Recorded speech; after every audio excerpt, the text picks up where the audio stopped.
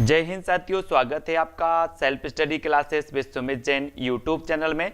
दोस्तों आज का वीडियो स्टार्ट हो चुका है। सभी लोग वीडियो को लाइक करेंगे और वीडियो को शेयर भी करना है, ठीक है। महत्वपूर्ण बिंदुओं पर, महत्वपूर्ण प्रश्नों पर आज हम फिर से चर्चा करने वाले हैं दोस्तों।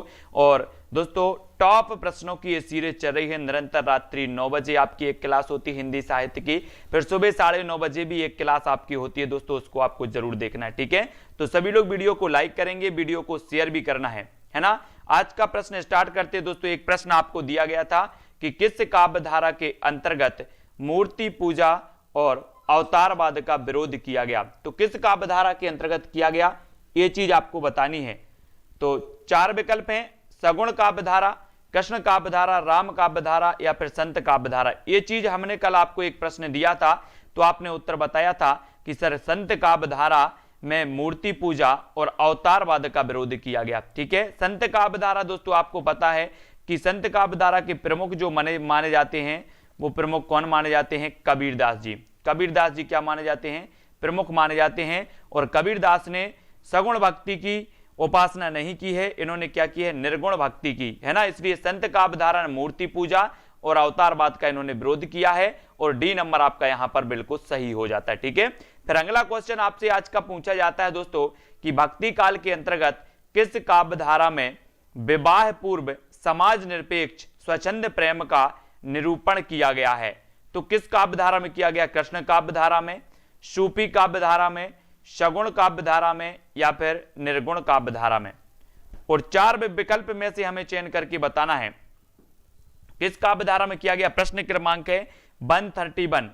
और दोस्तों आपको पता है कि विवाह पूर्व समाज निरपेक्ष स्वच्छंद प्रेम का निरूपण किया गया, वो कौन सा किया गया है? 131 का आंसर आपका बिल्कुल सही है, सूफी काव्य धारा में, ठीक है। सूफी काव्य धारा यानी कि बी नंबर आपका सही होगा। सूफी काव्य धारा के प्रमुख माने जाते हैं कौन? जायसी जी। ये सूफी काव्य धारा के प्रमुख हैं, इनको याद रखेंगे, ठीक है। मलिक मोहम्मद जायसी, इनका ग्रंथ कौन सा है? पद्मावत, ठीक है। पद्मावत जायसी जी को याद रखेंगे। और दोस्तों इस सूफी काव्य के प्रमुख माने जाते हैं। फिर आपसे पूछा जाता है अगला प्रश्न, कृष्ण गीतावली की रचयिता कौन है? दोस्तों मैंने आपको कई बार बताया है कि जो रचनाएं हैं तुलसीदास की, है ना, वो आपको याद रख लेना है कि जितनी भी क्या है बली बली वाली हैं या फिर जो कृष्ण गीतावली है, ये रचना किसकी हो जाएगी? ना तो ये सूरदास की है, ना नंददास की है, ना मीराबाई की है, ये रचना तुलसीदास जी की है, ठीक है। तुलसीदास जी की याद रख लेंगे दोस्तों। सूरदास जी की कौन कौन सी हैं? सूरदास जी की 3 रचनाएं हैं दोस्तों, आपको पता होगा जो सबसे प्रसिद्ध मानी जाती हैं। कौन कौन सी मानी जाती हैं? सूर सागर, ठीक है, सूर सारावली, ये भी इनकी प्रमुख मानी जाती है। फिर दोस्तों सूर सागर, सूर सारावली और साहित्य लहरी, ठीक है, साहित्य लहरी भी इनकी प्रमुख है सूरदास जी की। नंददास जी की श्याम सगाई है ना, रास पंचाध्याय है, अनेकार्थ मंजरी है, ये नंददास की मानी जाती हैं, ठीक है। तुलसीदास की तो आपने पढ़ी है, रामचरितमानस इनकी प्रमुख मानी जाती है। और मीराबाई की तो दोस्तों आपने पढ़ा है राग गोविंद की टीका, गीत गोविंद की टीका और राग गोविंद, है ना। राग गोविंद इनकी रचना है, नरसिंह जी को मायरो भी है ना। और गीत गोविंद की टीका भी लिखी है, किसने लिखी है? मीराबाई जी ने लिखी गीत गोविंद की टीका, ठीक है। मीराबाई जी ने क्या कहा था कि घायल की गति घायल जाने और न जाने कोई। मीराबाई दोस्तों, या लकुटी अरु कामरिया पर राज तिहू पुर को तजी डारो, इस पंक्ति की रचना किसने की है दोस्तों? या लकुटी अरु कामरिया, है ना। लकटू की दोस्तों हम यहां पर ले आएंगे और यहां करेंगे लटकी। और लटकी क्या होती है? माखन की जो एक डबुलिया होती है ना, वो लटकी है। लटकी या लकुटी, है ना, इस प्रकार से लेंगे। और लटकी है और उसमें क्या भरा है? माखन रस भरा है, माखन रस। काय में? इस काय में? डबलिया में क्या भरा? माखन रस। तो यहां पर हमने लटकी पकड़ा, लटकी, और यहां पर रस निकल के आया, तो हम किसकी पंक्ति मानेंगे? इसको किसकी मानेंगे? रसखान। ये रसखान की पंक्ति है दोस्तों। कहा जाता है कि रामचरितमानस जब लिखी गई तो रामचरितमानस को तुलसीदास ने सबसे पहले रसखान को सुनाई थी। और या लकुटी अरु कामरिया पर राज तिहू पुरी तजी डारो, ये पंक्ति भी हो जाएगी रसखान साहब की, इनको याद रखेंगे, है ना। और मलिक मोहम्मद जायसी की रचना पद्मावत किस भाषा में है? पद्मावत की भाषा बतानी है साथियों। खड़ी बोली में है, राजस्थानी में है, अवधी में है या फिर ब्रज भाषा में है? पद्मावत सूफी काव्य धारा की दोस्तों श्रेष्ठ रचना मानी जाती है, महाकाव्य मानी जाती है, हिंदी का प्रथम प्रमाणिक महाकाव्य भी माना जाता है पद्मावत। फिर आपसे पूछा जाता है कि पद्मावत किस भाषा में रचित है? जब तक मैं आपको बता दूं दोस्तों कि ये खड़ी बोली पश्चिमी हिंदी की मानी जाती है, ये भी आपको याद रख लेनी है, ठीक है। ये राजस्थानी है ना, राजस्थानी इसका जो उद्भव हुआ है सोर्स यानी यहाँ पे भ्रंश से हुआ है। ये जो अवधी है, ये दोस्तों अवधी आपकी पूर्वी हिंदी की मानी जाती है अवधी, और ये जो ब्रज भाषा है ये पश्चिमी हिंदी की बोली मानी जाती है। और जो जायसी ने पद्मावत की रचना की है वो अवधी भाषा में की है। अवधी यानी कि जो सी नंबर है अवधी भाषा, वो बिल्कुल सही है, ठीक है। मैंने आपको कोड बताया है कि अगर पूर्वी हिंदी की कभी पूछी जाए तो आप बता देना अब छत्तीसगढ़ी, आ से अवधी, बा से बघेली और छत्तीसगढ़ी, ये पूर्वी हिंदी की मानी जाती है, ठीक है। फिर मीराबाई की भक्ति किस भाव की थी दोस्तों? ये तो कई बार क्वेश्चन पूछा गया है ना। वात्सल्य भाव की थी, माधुर भाव की थी, सख्य भाव की थी या फिर दास भाव की थी? ये मीराबाई जी की भक्ति को बताना है। और दास भाव की तो तुलसीदास जी की थी, सख्य भाव की तो दोस्तों सूरदास जी की थी। तो मीराबाई की भक्ति किस प्रकार की थी? और मीराबाई की दोस्तों माधुर भाव की भक्ति मानी जाती है, ठीक है। नरसिंह जी को मायरो, गीत गोविंद की टीका, राग गोविंद मीराबाई जी की प्रमुख रचना मानी जाती हैं। इनको सभी लोग याद रखेंगे, ठीक है।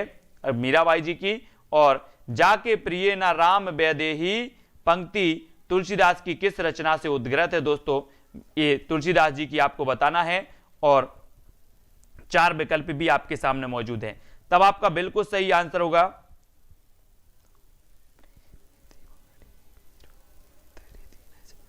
और आपने एक पंक्ति पढ़ी होगी दोस्तों मीराबाई की, कौन सी? हेरी मैं तो प्रेम देवानी, मेरा दर्द न जाने को। ये पंक्ति है मीराबाई जी की, है ना। प्रेम देवानी मीराबाई जी की पंक्ति मानी जाती है दोस्तों। और जाके प्रिय न राम वैदेही पंक्ति तुलसीदास की किस रचना से ली गई? यानी कि प्रश्न क्रमांक 136 और 136 में आपको लगा देना है कि जाके प्रेम न राम वैदेही ये विनय पत्रिका से ली गई। और विनय पत्रिका की जो भाषा मानी जाती है वो मानी जाती है ब्रज, ब्रज भाषा में रचित है दोस्तों ये विनय पत्रिका, ठीक है। इनको याद रखेंगे। कवितावली भी ब्रज में है, गीतावली भी ब्रज में है और रामचरितमानस जो है ये अवधी में है। ये 3 आपकी क्या है? 3 बली दोस्तों, कवितावली, कृष्ण गीतावली, है ना, और गीतावली और विनय पत्रिका, ये सभी क्या मानी जाती हैं? ब्रज में। रामचरितमानस अवधी में। जाके प्रिय न राम वैदेही ये विनय पत्रिका से ली गई है, ये भी आपको याद रख लेना है। इनमें से किस कवि को ब्रज कोकिल कहा जाता है? किसको कहा जाता है? सूरदास को, श्रीधर पाठक को, रसखान को या फिर सत्यनारायण कविरथ? ब्रज कोकिल दोस्तों अभी अपन ने पढ़ा था मैथिल कोकिल, अब ब्रज कोकिल बताना है, यानी कि जो 137 है, बिल्कुल सही है, ब्रजवाली पत्रिका, ब्रजवाली पत्रिका, है ना, बहुत बढ़िया। और आपका 137 का उत्तर बताना है और 137 का क्या हो जाएगा? ब्रज कोकिल और क्या है? मैथिल कोकिल। इनमें कंफ्यूज नहीं होना। मैथिल कोकिल कहा जाता है किसे? मैथिल कोकिल विद्यापति, ब्रज कोकिल सत्यनारायण कविरत्न, सत्यनारायण कविरत्न, इन्हें ब्रज कोकिल कहा जाता है। मैथिल कोकिल विद्यापति जी को कहा जाता है, ठीक है। इनको याद रखेंगे। संत साहित्य में सबसे अधिक पंडित कवि कौन है? संत साहित्य में सबसे अधिक पंडित बताना है दोस्तों। रज्जब, दरिया साहब, सुंदरदास या फिर दादू दयाल। और 138 का उत्तर बताना है। और मैंने आपको बताया था कि सुंदर लोगों को सजने की जरूरत नहीं होती है। और ये जो सुंदरदास थे ये श्रृंगार विरोधी भी थे, है ना। बोले मैं तो सुंदर हूं, मुझे क्या श्रृंगार करना, है ना। तो ये सुंदरदास जो थे ये श्रृंगार विरोधी कवि भी माने जाते हैं संत काव्य के, है ना। और ये सबसे ज्यादा पंडित भी थे, तो वो कौन थे? सुंदरदास। ये पढ़े लिखे माने जाते थे सुंदरदास, ठीक है। तो सा नंबर आपका बिल्कुल सही है। दुल्हन गावहूं मंगलाचार पद किसके द्वारा रचित है? यानी कि 139 दुल्हन गावहूं मंगलाचार। और यहां पर 139 का आपका दोस्तों ये जो है वो किसकी है? तुलसीदास की, कबीरदास की, सूरदास की या फिर रसखान की? 139 का उत्तर बताना है। दुल्हन गावहूं मंगलाचार ये पंक्ति किसकी मानी जाती है? सभी लोग उत्तर बताएंगे दोस्तों। तुलसीदास की मानी जाती है क्या, कबीरदास की मानी जाती है क्या, सूरदास की या फिर रसखान की? तो ये पंक्ति जो है दोस्तों ये कबीर की मानी जाती है। कबीर दुल्हन गावहु मंगलाचार, ठीक है, बी नंबर कबीरदास जी की पंक्ति मानी जाती है, तो बी आपका बिल्कुल सही होगा। फिर रामचरितमानस में कितने कांड हैं, कितने कांड हैं? 5, 12, 8 या फिर 7? अब सभी लोग तैयार रहें, क्रम से कांड भी बताएंगे रामचरितमानस के। कमेंट में सभी लोग लिखेंगे रामचरितमानस की रचना तुलसीदास ने की, रामचरितमानस की भाषा अवधी है, ठीक है। रामचरितमानस दोस्तों ये क्या माना जाता है, अवधी भाषा का महाकाव्य माना जाता है, ये भी याद रख लेना। सबसे ज्यादा टीकाएं लिखी गई तो रामचरितमानस की लिखी गई, ये भी आपको याद रख लेना है। इसमें कितने कांड हैं वो आपको बताना है, 5 हैं, 12 हैं, 8 हैं या फिर 7 हैं? तो आपने बताया कि सर इसमें रामचरितमानस में 7 कांड हैं, बिल्कुल सही आंसर है। लेकिन वो कांड कौन कौन से हैं क्रमबद्ध आपको बताना है कि रामचरितमानस का पहला कांड कौन सा है, दूसरा कौन सा है, ऐसे क्रमबद्ध करके आपको कमेंट में लिखना है। और प्रीति जी ने बताया है कौन कौन से हैं, बाल कांड है, अयोध्या कांड है, अरण्य कांड है, सुंदर कांड है, किष्किंधा कांड कहां गया, किष्किंधा कांड जल्दी से बताना है। 140 और 7 कांड आपका बिल्कुल सही हो जाता है। फिर आपसे पूछा जाता है कि मानुष प्रेम भयु बेकुंठी ये पंक्ति किसकी है, यानी कि 141 का हमें चयन करना है। 141 बालकांड, अयोध्या कांड, किष्किंधा कांड, सुंदर कांड, लंका कांड, उत्तर कांड, ठीक है। तो बहुत बढ़िया, बिल्कुल सही बताया है, बाल, अयोध्या, अरण्य, किष्किंधा, सुंदर, लंका कांड। हितेश जी बहुत बढ़िया है ना। फिर आपको बताना है मानुष प्रेम भयु बेकुंठी ये पंक्ति किसकी है, यानी कि 141 का हमें चयन करना है। और 141 का आपको पता होगा कि ये किसकी है, मानुष प्रेम भयु बेकुंठी। और आपको पता है दोस्तों कि ये मलिक मोहम्मद जायसी की पंक्ति है। और मलिक मोहम्मद जायसी सूफी काव्य धारा के कवि माने जाते हैं। एक ऐसा प्रेम दोस्तों जो ईश्वर के प्रति था, है ना। इन्होंने ईश्वर की भक्ति भी की है, तो वो भी पत्नी के रूप में की है। बोले जैसे एक पति अपनी पत्नी से प्रेम करता है, वैसे ही अगर आप ईश्वर से प्रेम करेंगे तो ईश्वर निश्चित ही आकर के खड़े हो जाएंगे आपके सामने। और मानुष प्रेम भयु बेकुंठी यानी कि ये पंक्ति मलिक मोहम्मद जायसी साहब की है। और दोस्तों ये मलिक मोहम्मद जायसी जी सूफी काव्य धारा के प्रमुख कवि माने जाते हैं, यानी कि प्रश्न क्रमांक जो विकल्प नंबर 7 है वो बिल्कुल सही हो जाएगा। ये पंक्ति कभी भूलना नहीं। जायसी रीति काल को श्रृंगार काल की संज्ञा देने वाले विद्वान कौन थे? रामचंद्र शुक्ल जी थे, धीरेन्द्र वर्मा थे, विश्वनाथ प्रसाद मिश्र थे या फिर मिश्र बंधु थे? और दोस्तों आपको पता है कि श्रृंगार काल जो नाम दिया, और श्रृंगार तो विश्व के लोग करते हैं कि भारत बस के करते हैं, बता दो जरा। श्रृंगार तो पूरे विश्व में होता है, विश्व के लोग करते हैं, तो इस श्रृंगार काल की संज्ञा देने वाले जो हैं वो कौन होंगे, कौन होंगे? प्रश्न क्रमांक 142 का उत्तर और 42 का आपका हो जाएगा। बोले श्रृंगार तो विश्व के लोग करते हैं, तो विश्वनाथ प्रसाद ने रीति काल को कह दिया श्रृंगार काल, है ना। और आपको पता है दोस्तों कि अलंकृत काल किसने कहा है, अलंकृत काल भी आपको बता देना है। फिर आपका सही उत्तर क्या हो जाएगा? अलंकृत की बात जब आती है और अलंकार की बात होती है कि बोले सर हमने तेल भी डाला, कंगी भी की, और सबका जो मिश्रित रूप हो गया वो क्या हो गया? अलंकार हो गया, अलंकार, है ना। तो अलंकृत काल कौन बोलेंगे? मिश्र बंधु, है ना। मिश्र विश्वनाथ प्रसाद क्या कहेंगे? श्रृंगार काल, इसको याद रख लेना। रीति काल के बारे में सबसे ज्यादा जो विवादित माना जाता है दोस्तों वो आदि काल माना जाता है। फिर उसके बाद भक्ति काल में कोई विवाद नहीं है। रीति काल जो होता है वो भी विवादित है, उसके भी नाम अलग अलग प्रकार से दिए हैं कवियों ने, लेखकों ने। फिर आपसे पूछा जाता है कि कठिन काव्य का प्रेत किस कवि को कहा जाता है? दोस्तों बहुत ही बढ़िया प्रश्न है, कई बार पूछा गया है। और प्रश्न क्रमांक 143 में मैंने आपको बताया है कि कठिन गद्य का प्रेत और कठिन काव्य का प्रेत, ये दो क्वेश्चन हमेशा पूछे जाते हैं। एक क्वेश्चन पूछा जाता है कठिन गद्य का प्रेत कौन है और कठिन काव्य का प्रेत कौन है। तो गद्य तो दोस्तों आप बोल देना, गद्य की बात करते हो सार तो गद्य तो अज्ञेय, गद्य क्या है? अज्ञेय है। लेकिन कठिन काव्य का प्रेत कौन है? केशवदास जी हैं, क्योंकि केस को संवालना, अपने अपने केसों को संवालना बड़ा कठिन होता है ना, कठिन होता है केस को संभालना। तो कठिन काव्य का प्रेत केशवदास को कहा जाता है और ये नंबर आपका बिल्कुल सही होगा।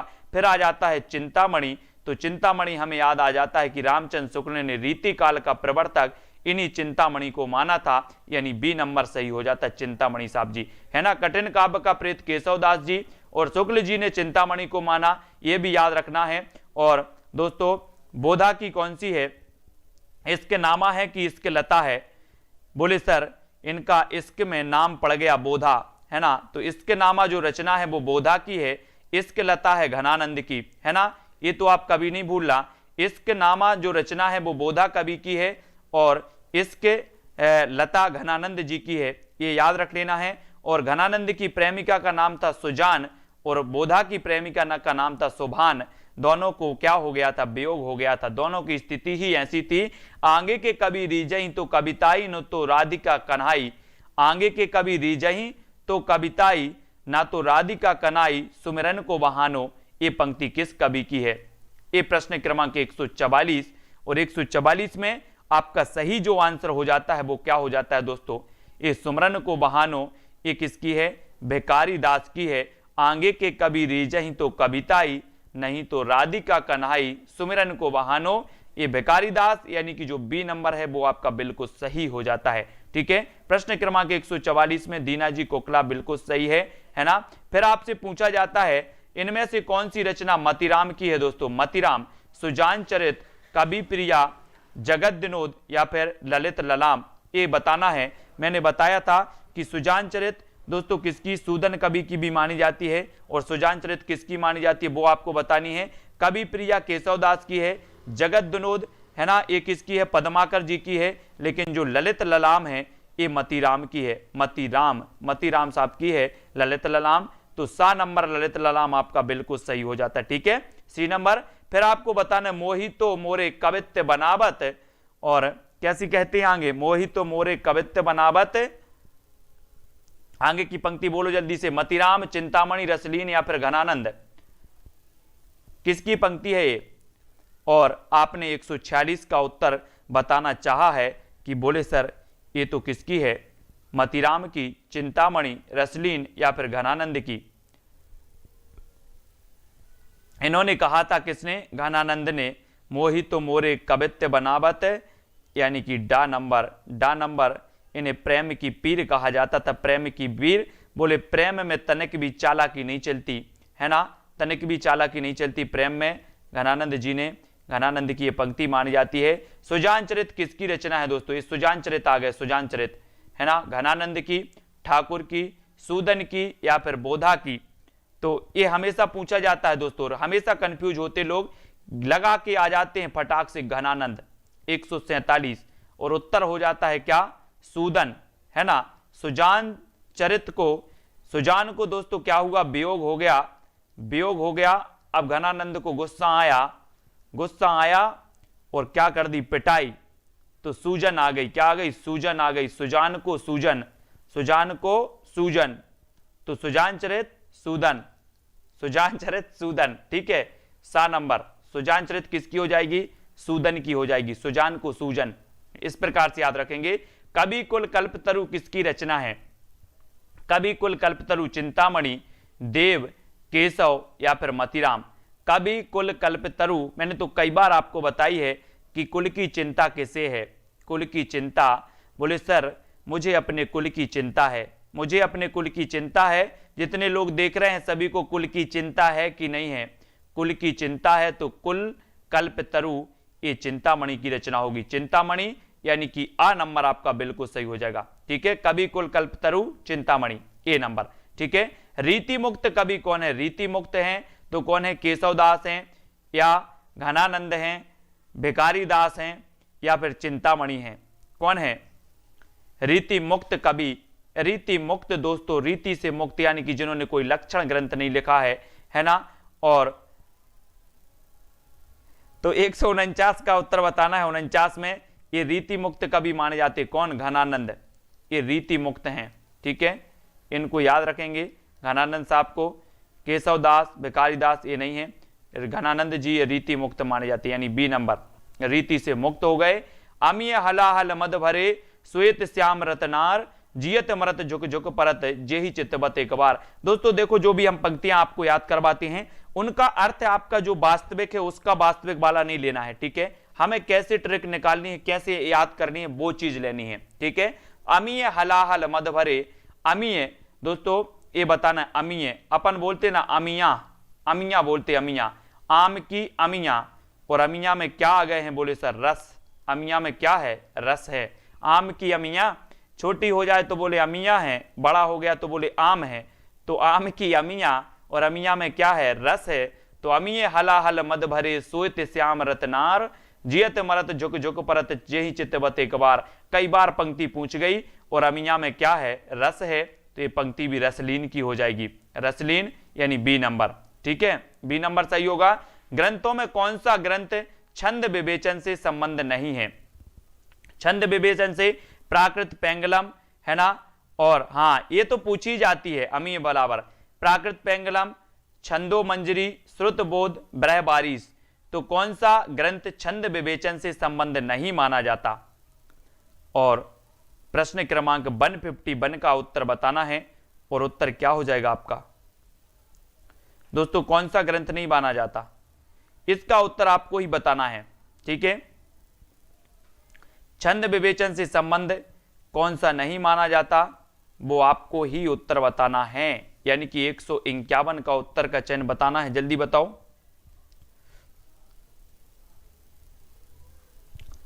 तो आपका राइट आंसर कौन सा होगा, ब्रहबारिश। ठीक है, ए ब्रहबारिश छंद विवेचन से संबंध नहीं है, यानी कि आपका डी नंबर बिल्कुल सही है। फिर इनमें से किस कवि ने लक्षण ग्रंथ नहीं लिखा? मतीराम, चिंतामणि, भूषण या फिर घनानंद? और 152 और 152 का आपका हो जाता है घनानंद। घनानंद ने नहीं लिखा दोस्तों लक्षण ग्रंथ, है ना। मतीराम ने तो लिख दिया, इनकी रचना ललित ललाम है। ठीक है, चिंतामणि, कवि कुल काल्पतरु, भूषण, शिवराज भूषण, है ना, ये इनकी मानी जाती है। घनानंद ने तो बोले, इन्होंने तो क्या लिख दिया घनानंद ने, रीति काल के किस कवि में भक्ति और श्रृंगार का समन्वयात्मक योग है? बहुत ही बढ़िया प्रश्न है दोस्तों। रीति काल के किस कवि में भक्ति का और श्रृंगार का दोनों का समन्वयात्मक योग माना जाता है? सेनापति में, घनानंद में, भिखारी दास में, या फिर जान कवि ने? यानी कि 153 का हमें चयन करना है। रीति काल का वो कवि कौन सा है जिसमें भक्ति और श्रृंगार का समन्वयात्मक योग है? यानी कि 153, और 153 का वो ऐसा कवि है दोस्तों जिसकी रचना है कवित्त रत्नाकर।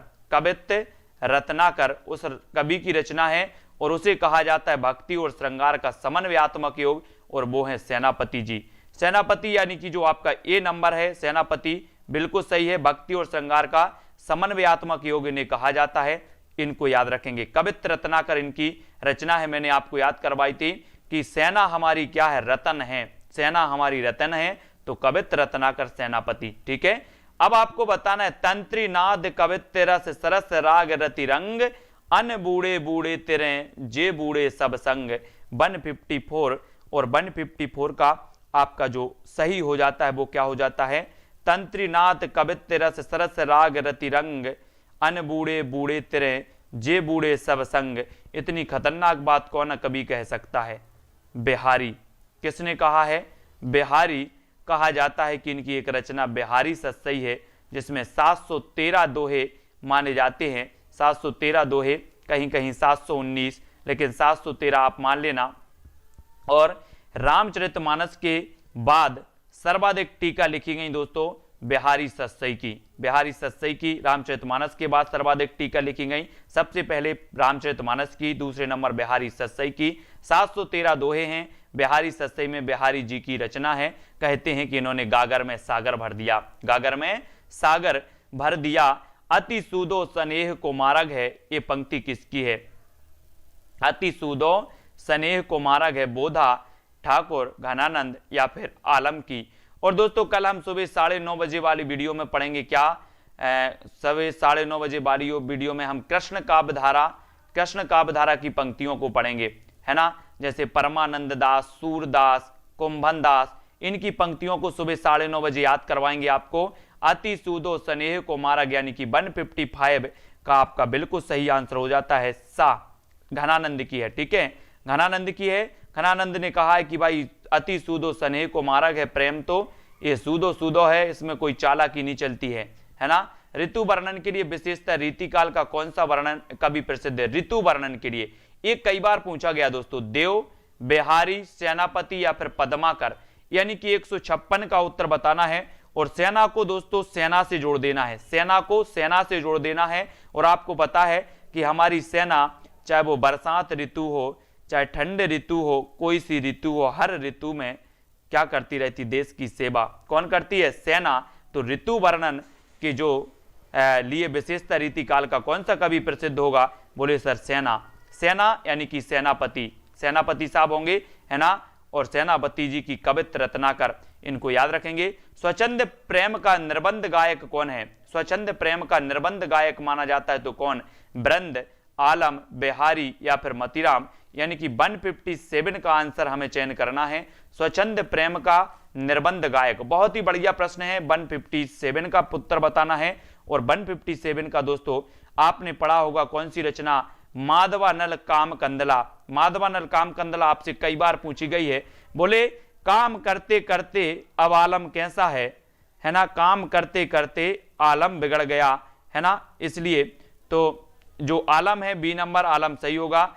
स्वच्छंद प्रेम का निर्बंध गायक है आपका आलम, और बा नंबर आपका बिल्कुल सही हो जाता है बालम, ठीक है, आलम, है ना। आलम बिगड़ गया, देखन में छोटे लगे घाव करें गंभीर, इस उक्ति को किस कवि की रचनाओं में चरितार्थ किया गया, ठाकुर की कविता में, देव, बोधा या फिर बिहारी। देखन में छोटे लगे घाव करें गंभीर, यानी कि 158। और आपको पता है कि इस उक्ति को चरितार्थ किया गया दोस्तों किसके में, हमने वही बताया था कि गागर में सागर भर दिया, किसने, बिहारी जी ने। और देखन में छोटे लगे गांव खरें गंभीर, ये उक्ति भी चरितार्थ हो जाती है बिहारी की पंक्तियों में, बिहारी की रचनाओं में, ठीक है। तो यहां पर डी नंबर आपका बिल्कुल सही हो जाता है, बिहारी जी, ठीक है। बिहारी की में हुआ है दोस्तों, देखन में छोटे लगे घाव करें गंभीर, डी नंबर आपका बिल्कुल सही होगा। मतीराम की प्रसिद्धि का आधार स्तंभ कौन सा ग्रंथ है, मतीराम, मतीराम की बताना, रसराज, व्रत कुमोदी, छंदसार या फिर अलंकार पंजासिका, इनका आधार स्तंभ कौन सी कृति मानी जाती है, 159 का हमें उत्तर बताना है दोस्तों। और आपको पता है कि इनकी आधार है दोस्तों कौन सी है, रसराज, इसको आप सही कर लेना, रसराज, ठीक है। रसराज आपका सही होगा, किसको, ये इनकी प्रसिद्धि का आधार माना जाता है, किसकी, मतीराम की, ठीक है। रसराज बहुत ही बढ़िया रचना है इनकी, रसराज, और इनकी प्रसिद्धि का आधार है। और काव्य निर्णय ग्रंथ किस कवि का है दोस्तों, काव्य निर्णय यानी कि 160 का उत्तर बताना है, चिंतामणि का है, मतीराम का है, भिखारी दास का है या फिर कुलपति मिश्र का है। काव्य निर्णय ग्रंथ, है ना, काव्य का निर्णय, बोले सर भिखारी दास काव्य का निर्णय जल्दी लेते थे, काव्य का निर्णय कौन लेते थे, श्रृंगार का निर्णय भी भिखारी दास लेते थे, काव्य का निर्णय भी भिखारी दास लेते थे, यानी कि 160 का आंसर आपका भिखारी दास बिल्कुल सही हो जाएगा, ठीक है। ये याद रखेंगे, श्रृंगार निर्णय हो, काव्य निर्णय हो, ये भिखारी दास में टिक कर दो, है ना, बिल्कुल आसान है। बिहारी सस्सई में कितने दोहे हैं, लो 713, 700, 715 या फिर 701, 161 का आंसर हमेशा पूछे जाते हैं दोस्तों, बिहारी सस्सई में कितने दोहे हैं, और 161 का उत्तर हो जाता है कि सर इसमें कितने दोहे हैं, 713 दोहे हैं। और आ नंबर आपका बिल्कुल सही हो जाएगा, 713, है ना, बिहारी 13, 713, बिहारी का 713, ठीक है। गे पदों की रचना कौन सी है, गे पदों की, सूरसागर, काव्य मंजरी, कवि प्रिया या फिर बिहारी सस्सई। गे पदों को जिसे दोस्तों हम क्या बोलते देते हैं, गीति काव्य, है ना, गे पद जिसमें होते हैं उसे गीति काव्य बोल देते हैं। और आपको पता है कि जो बीसल देव रासो है आदि काल में, वो गीति काव्य कहलाता है। अजमेर के शासक से संबंधी ये रचना मानी जाती है। और 162 में अपना जो राइट आंसर होगा कि जो सूरसागर है ये गे पदों की रचना है, गे पदों की, सूरसागर, सूर सारावली और साहित्य लहरी, ये सूरसागर गे पदों की रचना मानी जाती है, इसको याद रखेंगे, है ना। और अगला है, काव्य की रीति से खइयो सुकीबिन सो, यह पंक्ति किस कवि की है, काव्य की रीति से खइयो सुखबीन सो, चिंतामणि, मतीराम, भूषण या फिर भिखारी दास, यानी कि 163 का आंसर हमें चयन करना है। और दोस्तों आपको पता है कि काव्य की रीति से खइयो सुखबीन सो, और दोस्तों ये भिखारी दास, ये आपका डी नंबर बिल्कुल सही हो जाएगा, डी नंबर भिखारी दास, ठीक है, काव्य की रीति से कहियो सुख बीन सो, है ना। तो ये चीज याद रखनी, भिखारी दास की ये पंक्ति है और रीति से भिखारी दास आ रहे हैं। आचार्य रामचंद्र शुक्ल के अनुसार रीति काल का सीमांकन क्या है, सीमांकन कर दो जल्दी। ईस्वी में पूछा गया है, आपको पता है कि संवत से ईस्वी क्या चलती है, 57 वर्ष पीछे चलती है, ठीक है। तो अब आपको बताना है, जैसे हम लगाते हैं कि 1375 से 1700, अब 1700 में से 57 कम कर दो, बचे कितने, जल्दी बताओ। प्रश्न क्रमांक 164 और 164 में दोस्तों आपको पता है कि 57 और 43 मिला के 1700 हो जाते हैं, ठीक है। तो ईस्वी की बात होती है जहां, तो 1643, है ना। तो ए नंबर आपका बिल्कुल सही हो जाएगा, ए नंबर। ईस्वी पूछा है, अब यहां 1700 से 1900 नहीं लगा देना है, ठीक है। ईस्वी दिया है, यहां संवत नहीं दिया है, सभी ने लगा दिया सी, लगा दिया ना सी, बहुत बढ़िया किया। यहां पर ईस्वी है क्या, 1700 से 1900 ईस्वी है क्या, बताओ जल्दी से। ए लगाना है, ए 1643 से 1843, ठीक है, इसको आपको लगा देना है। आप लोगों ने तो लगा दिया सीधा सी, बोले सर दिया तो है 1700 से 1900, अब वो संवत है, संवत 1700 से 1900, यहां ईस्वी दिया है तो 1643 से 1843, आ नंबर आपका सही हो जाएगा इसका, ठीक है। अब कछु तो लोग तो यहीं पर कंफ्यूज हो के बोले मुझे तो पता है, 100% पता है, वो तो सी ही सही होगा, है ना। इन ग्रंथों में सिद्धांत निरूपक ग्रंथ कौन सा है, मान की 165, सिद्धांत निरूपक वक्रोक्ति जीवितम, छत्र प्रकाश पंचाध्याय या फिर गोपी 25। और 165 में अपन को चयन करना है, और 165 में दोस्तों ग्रंथों में सिद्धांत निरूपक जो ग्रंथ माना जाता है वो कौन सा माना जाता है, और 165 का आपका उत्तर होगा वक्रोक्ति जीवितम, वक्रोक्ति जीवितम, यानी कि ए नंबर आपका सही होगा। ए सिद्धांत निरूपक ग्रंथ माना जाता है, ए आपका बिल्कुल सही है, ठीक है, 165 का ए। फिर शिवा बावनी के रचयिता कौन है, 166 शिवा बावनी, है ना। शिवा बावनी गोविंद सिंह, भूषण, आलम या फिर मंडन। मैं आपको बता दूं दोस्तों, भूषण का वास्तविक नाम कई विद्वान घनश्याम बताते हैं, है ना, घनश्याम, कई विद्वान मनीराम भी बताते हैं, मनीराम, है ना। तो ये भी याद रख लेना है। और शिवा बावनी, है ना, ये किसकी हो जाएगी, 166 का उत्तर हमें बताना है। तो ये भूषण की है, भूषण की, शिवा बावनी, शिवराज भूषण, छत्रसाल दशक, है ना, ये किसकी मानी जाती है, भूषण जी की मानी जाती हैं। और बी नंबर आपका बिल्कुल सही हो जाता है, ठीक है। जिन्होंने चैनल को सब्सक्राइब नहीं किया है वो सब्सक्राइब जरूर कर लें दोस्तों। रीति काल को अलंकृत काल की संज्ञा किसने दी है, अलंकृत काल, अलंकृत काल की ये संज्ञा किसने दे डाली रीति काल को, मिश्र बंधुओं ने, राम कुमार वर्मा, धीरेन्द्र वर्मा या फिर हजारी प्रसाद द्विवेदी, यानी कि 167 का उत्तर बताना है। और दोस्तों आपको पता है कि हमने अभी तो पढ़ा था कि अलंकृत काल कह दिया मिश्र बंधुओं ने, श्रृंगार काल कर दिया विश्वनाथ प्रसाद ने, है ना। तो ये नंबर आपका बिल्कुल सही होगा। अब जरा इनके नाम बता दो, तीन भाई थे मिश्र बंधु, कौन कौन से थे, तीन भाई कौन कौन से थे मिश्र बंधु, सभी लोग कमेंट में लिखेंगे। मिश्र बंधु आपको पता होनी चाहिए, इन्होंने मिश्र बंधु विनोद की भी रचना की थी, नवरत्न की भी की थी, है ना। और इसके नामा किसकी कृति है, इसके नामा आ गया दोस्तों आलम की, बोधा की, ठाकुर या फिर द्विजदेव की। ये तो आपको पता ही है कि इसमें नाम पड़ गया, बोले सर बोधा, इसमें नाम क्या पड़ा, बोधा, इसमें नाम बोधा पड़ा, तो इसके नामा बोधा, ठीक है। बोधा कभी की हो जाएगी, इसके लता घनानंद, है ना।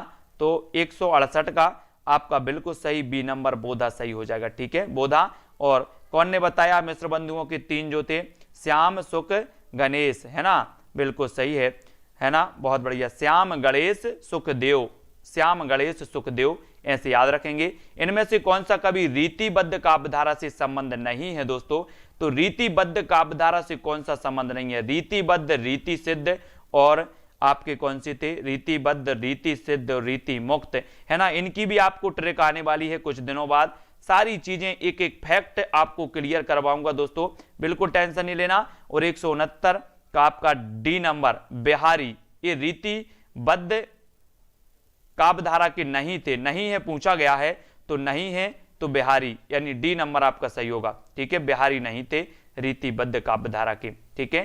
फिर आपसे पूछा है यद्यपि सुजाति सुलक्षणी सुवर्ण सरस सुब्रत भूषण बिनना ब्राजही कविता बनिता मित। ये पंक्ति भी कई बार पूछी गई और 170 में हमें टिक करना है, क्या कर देना है, यद्यपि सुजाति सुलक्षणी सुवर्ण सरस सुब्रत भूषण बिनना ब्राजही कविता बनिता मित। अब यहाँ पर भूषण भी दिया है और केशव दास भी दिया है, यानी कि 170 का उत्तर कौन बताते हैं सही, देख लेते हैं हम भी। यद्यपि सुजाति सुलक्षणी सुवर्ण सरस सुब्रत भूषण बिनुना ब्राजिये कविता बनिता मित। और अधिकांश लोगों ने बिल्कुल सही बताया है कि सर यहाँ पर भूषण तो जरूर आया है लेकिन भूषण नहीं है, तो आपका उत्तर केशव दास बिल्कुल सही हो जाएगा। डा नंबर आपका बिल्कुल सही हो जाएगा, डी नंबर आपका बिल्कुल सही हो जाएगा, ठीक है ना। अब दोस्तों अगले क्वेश्चन की ओर बढ़ जाते हैं। अगला अपना क्वेश्चन है, किस कवि ने सत्सई की रचना नहीं की है, ये आपको बताएं। तो किस कवि ने सत्सई की रचना नहीं की, मतीराम ने नहीं की, ब्रंद ने नहीं की, बिहारी या फिर लाल कवि ने नहीं की, यानी कि 171 का उत्तर हमें चयन करना है। और किस कवि ने सत्सई की रचना नहीं की,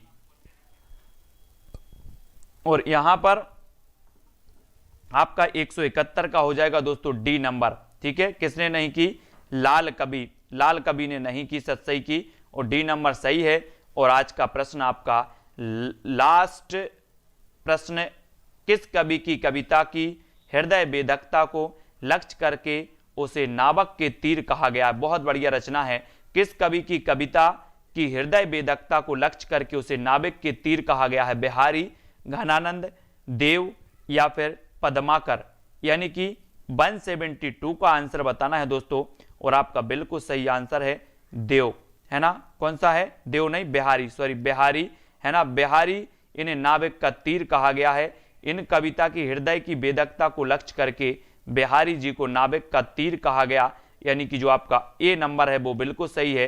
फिर आप आज का जो चैलेंज प्रश्न है जो आपको ही बताना है, छत्र प्रकाश की रचना किसने की है, लाल कवि ने, श्रीधर ने, ग्वाल या फिर मंडन ने, ठीक है। अब दोस्तों सभी लोगों को वीडियो को लाइक कर देना है, ठीक है। अंगूठा जरूर दबा दिया करो, लाइक तो सभी लोगों को करना ही है, ठीक है। लाइक कर, बिना लाइक के कोई भी नहीं जाएगा आज, है ना। छत्र प्रकाश किसकी रचना है, ये आपका चैलेंज प्रश्न है। सुबह 9:30 बजे आपका टिर्की वीडियो आता है, वो टिर्की वीडियो आपको अवश्य देखना है दोस्तों। और मैंने लगभग 44 वीडियो आपको टिर्की वीडियो दे दिए हैं दोस्तों। 45वां वीडियो आज आपका सुबह कल आएगा, ठीक है, जिसमें हम कृष्ण काव्यधारा की जो पंक्तियां हैं, है ना, उनको याद करवाएंगे आपको, ठीक है। छत्र प्रकाश की आपको बताना है कि ये किसकी है ना। सभी लोग बताएंगे, दारसू जी और महेंद्र जी, पिंकी जी, रीना जी, मधुराज यादव जी, सभी लोगों को ये उत्तर बताना है। सुनील शर्मा जी और बादरी जी, प्रीति जी, खुशी शर्मा जी, ठीक है, और करण राणा जी, आशु गोंडवाल जी, देवांशी जी, और जो भी साथी दोस्तों चैनल के ज्वाइन मेंबर बनना चाहते हैं तो ज्वाइन बटन पर क्लिक करके दोस्तों आप ज्वाइन मेंबर जरूर बन सकते हैं, ठीक है। तो ज्वाइन मेंबर आपको 3 प्लान है और चैनल को सपोर्ट कर सकते हैं। जितेंद्र जी, हिंदी एकेडमी, बिल्कुल सही है। फतेह सिंह जी, ममता एमसी, है ना, और जितेंद्र जी बहुत बढ़िया, गीता रानी जी, दारसू जी, संजू जी, पिंकी जी, सुमन जी और दीपिका सुयल जी, अरविंद सिंह जी, सोदम नितेश जी, है ना, कुलवेंद्र जी, विकास जी, लालदास, सभी को धन्यवाद दोस्तों। मनोहर नाथ जी, विकास यादव जी, अनीता गौर जी, दीना कोकला जी, और सभी लोगों को बिल्कुल धन्यवाद है। प्रीति बच्चन जी, है ना, बहुत बढ़िया,